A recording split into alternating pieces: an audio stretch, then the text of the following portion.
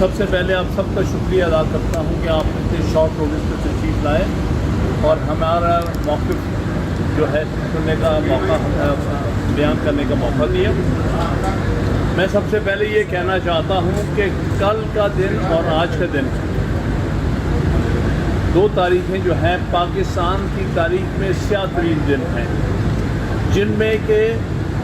ایک آئینی امینڈمنٹ بظاہر پاس کی گئی ہے اور جس نے آئین کا حلیہ بگاڑ دیا، جس نے عدلیہ کو بے بس اور کمزور کیا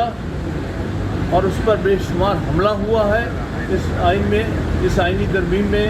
لہذا ہم وکلا اس آئینی ترمیم کو مکمل طور پر مسترد کرتے ہیں۔ ہم سمجھتے ہیں یہ آئینی ترمیم جو ہے یہ ایکسٹرا کانسٹیٹیوشنل ہے۔ یہ جو ہے دوسری بات، یہ آئینی ترمیم آئین کے بنیادی ڈھانچے کے خلاف ہے۔ یہ آئینی ترمیم ہو نہیں سکتی کیونکہ آئینی ترمیم کے لیے ضروری ہے کہ آئین کے بنیادی مقاصد اور بنیادی فیچرز اور بنیادی ڈھانچے کے مطابق ہو۔ یہ آئینی ترمیم بالکل اس کے برعکس ہے۔ یہ کم از کم دو بنیادی جو ڈھانچے کے اور فیچرز ہیں، یعنی انڈیپینڈنس آف جوڈیشری اور سیپریشن آف پاورز، اس کے برعکس ہے۔ اس کے بارے میں سپریم کورٹ کی 17 ججز کی ججمنٹ موجود ہے کہ ایسی ترمیم جو ہے وہ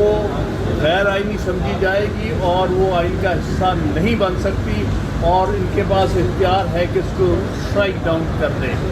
تو اس لیے ہم وکلا آئین کے سپاہی ہوتے ہوئے ہم پر فرض ہے کہ ہم آئین کا تحفظ کریں،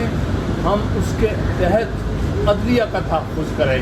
اور لہٰذا میں یہ کہنا چاہوں گا ہم سب اکٹھے ہوئے ہیں، ہم سب میں کنسنسس ہے کہ ہم انشاءاللہ تعالی ملک کی تحریک چلائیں گے وکلا کی، تاکہ یہ بدنما دھبہ جو آئین پر کل اور آج لگایا گیا ہے اور اس کے تحت جو حملہ کیا جا رہا ہے اس کو ہم روکیں گے۔ تیسری بات میں یہ کہنا چاہوں گا کہ اس کا پاس کرنے کا طریقہ کار بھی غیر آئینی تھا۔ آپ جانتے ہیں کہ یہاں پر نمبر پورے کیے گئے ہیں، کسی کو اغوا کر کے، کسی کو پر جبر کر کے، کسی کو اٹھا کے ہمارے سامنے میرے سامنے سینٹ میں دو لوگ ایک بیچارے کو اٹھا کے کراچی سے کہیں ویل چیئر پہ لے کے آئے ہیں، ایک خاتون کو اسی طرح سختی کر کے لے آئے ہیں۔ تو یہ ہم سمجھتے ہیں کہ یہ ووٹ کاؤنٹ ہی نہیں ہو سکتے تھے۔ اگر وہ ووٹ نکال دیے جائیں جو کہ ہارس ٹریڈنگ کی وجہ سے دیے گئے ہیں تو پھر یہ آئین کا نمبر پورا نہیں ہوتا۔ اسی طرح نیشنل اسمبلی میں پی ٹی آئی کے 5 ارکان کو، جن کو کئی دن سے غائب کیا ہوا تھا، کہیں چھپا کے رکھا ہوا تھا، ان کے رشتہ داروں کو اٹھایا جا رہا تھا، ان کو کل لایا گیا اور ان کے 5 ووٹوں سے کہیں جا کے 1 نمبر سے ان کا نمبر پورا ہوا۔ اس لیے اگر وہ 5 بھی کاؤنٹ نہیں ہو سکتے، اسی طرح سینٹ میں جو 2 بی این پی کے جو ممبر ہیں، جس کو اختر میگل صاحب نے یہ کہا تھا کہ یہ ووٹ نہیں دیں گے، وہ بھی آئین کے برخلاف ہوا ہے۔ اور اس میں بہت افسوسناک بات یہ ہے کہ اس میں قاضی صاحب کا، موجودہ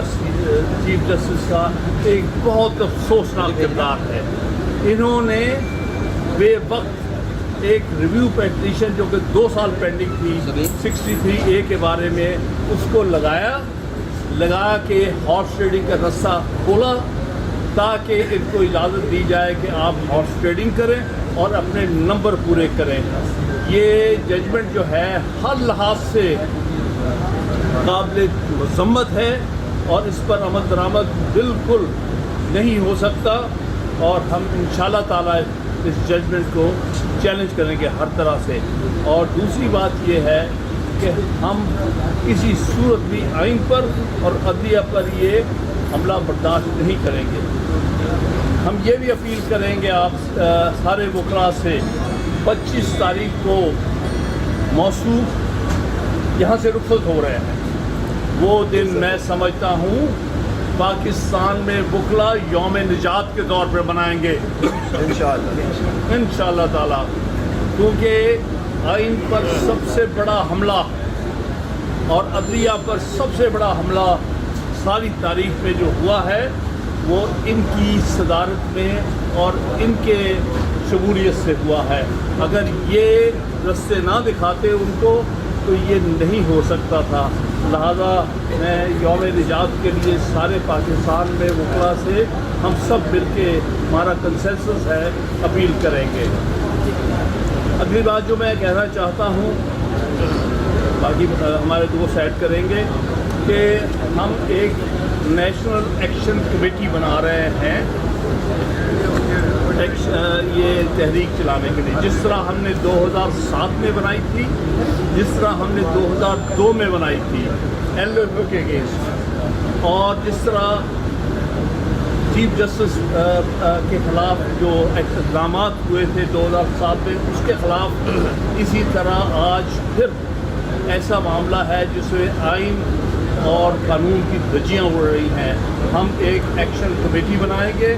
جس میں ہائی کورٹ بار ایسوسی ایشن کے سارے صدور ہوں گے, جس میں پاکستان بار کونسل کے ممبرز ہوں گے, جن میں سپریم کورٹ بار ایسوسی ایشن کے سابقہ صدور ہوں گے, جس میں اور بار کونسلز ساری بار کونسلز کے نمائندے ہوں گے صوبائی بار کونسلز کے, جس میں ایکٹیوسٹ ہوں گے جو پہلے آفس ہولڈر رہے ہیں, اور ہم فائنلائز جلد کر کے انشاءاللہ ان کی میٹنگ کال کر کے ایک سارے پاکستان میں کال دیں گے کہ ہم نے یہ موومنٹ کیسے آگے لے کے جانی ہے. اور اس میں ہم نے human rights society, civil society اور بھی جو لوگ ایکٹیوسٹ ہیں, کیونکہ آپ نے دیکھا ہوگا آج بہت لوگوں نے اس کو کنڈیم کیا ہے وکلاء کے علاوہ, لیکن چونکہ ہراول دستہ وکلاء ہے, کیونکہ آئین کا تحفظ کرنا ہمارا پہلا فرض ہے, عدلیہ کو تحفظ دینا ہمارا پہلا فرض ہے, لیکن ہم ساتھ ساتھ امید کریں گے کہ ہماری عدلیہ بھی اگر وہ اس وقت آئین کے لیے اپنی حفاظت کے لیے اپنے آپ کو ڈیفینڈ کرنے کے لیے نہیں کھڑے ہوں گے تو ان کے نتائج سب سے زیادہ انہیں بھگتنے پڑیں گے. لہذا میں ایکسپیکٹ کرتا ہوں کہ 25 تاریخ کو اس شخص کے جانے کے بعد کوئی انشاءاللہ تعالی عدلیہ اپنے تحفظ کے لیے کام کرے گی. ایک بات اور آخر میں کروں گا کہ ہم سب وکلاء بلیو کرتے ہیں سینیورٹی پرنسپل پر. ہم نہیں مانیں گے اگر کسی اور کو جو سینیورٹی پر پورا نہیں اترتا اگر چیف جسٹس بنایا گیا. 26 اکتوبر کو صرف اور صرف منصور علی شاہ جو کہ سب سے سینئر جج ہے اس کو چیف جسٹس وکلاء برادری مانے گی. ہم کسی اور کو نہیں, جو آؤٹ آف ٹرن جس کو چیف جسٹس لگایا گیا, اس پر ہمارا پہلے بھی جب سجاد علی شاہ کو بنایا گیا تھا جان صاحب کو اگنور کر کے, تب سے ہم نے تب بھی موومنٹ چلائی تھی اور ہم کامیاب ہوئے تھے. اور سن 1998 میں اسد علی کیس میں ججمنٹ حاصل کی تھی جس میں کہا تھا یہ ہر صورت آئین کے لیے, آئین کے تحفظ کے لیے ضروری ہے کہ chief justice of Pakistan senior most جج ہونا چاہیے. میں ان الفاظ کے ساتھ آپ کا شکریہ ادا کروں گا اور آپ سب دوسرے